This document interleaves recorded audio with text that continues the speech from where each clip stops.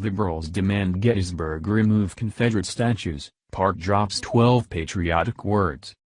The tragedy in Charlottesville has refocused our attention on wounds we wish would have been healed generations ago. Obviously, they were not, and there are groups that wish to keep these wounds open, thereby maintaining some degree of racial conflict. President Trump has been roundly criticized for stating the obvious. There were those on both sides of the conflict in Charlottesville with vicious and bigoted motives.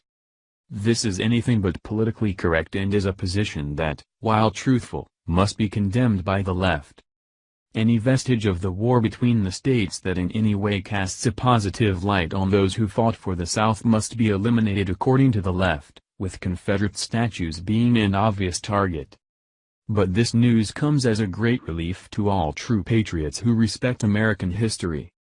One government agency has promised to keep both sides of the Civil War in place, and allow history to be interpreted free of the destruction of historic monuments. This government agency is the National Park Service and the location is Gettysburg, via Conservative Tribune. The National Park Service has a message for America. We will not remove any Confederate statues from our country's national parks, and the country's best-known Civil War battlefield is making that crystal clear. Less than 1 week after a group of white supremacists rallied in Charlottesville, Virginia, to protest the removal of a monument depicting Robert E. Lee, U.S. Parks officials aren't holding back words about their plans for monuments. That's just about as straightforward of a statement as you can get.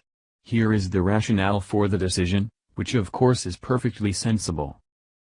Gettysburg National Military Park spokeswoman Katie Laward explained her position in a well-written email published by Will in Lancaster, Pennsylvania. Its clarity is simply stunning. Gettysburg National Military Park preserves, protects, and interprets one of the best-marked battlefields in the world.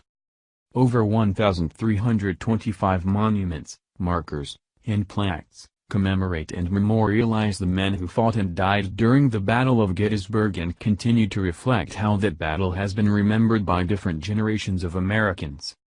Many of these memorials honor Southern states whose men served in the Confederate Army of Northern Virginia. These memorials, erected predominantly in the early and mid-20th century, are an important part of the cultural landscape. The National Park Service is committed to safeguarding these unique and site-specific memorials in perpetuity, while simultaneously interpreting holistically and objectively the actions, motivations, and causes of the soldiers and states they commemorate. Yes, history must be preserved if it is to be interpreted accurately and objectively. Catering to pressure groups or extremists on either side must be rejected. One will not like all aspects of our nation's history, but knocking down monuments is not all that different from burning books. In fact, it's basically the same thing. So doing disconnects society's current discourse from significant events of the past. That must not be allowed to happen, and it's heartening to learn that the National Park Service is on the correct side of this debate. Thank you for watching this video. What do you think about this? Share this on Facebook and Twitter along with your comments.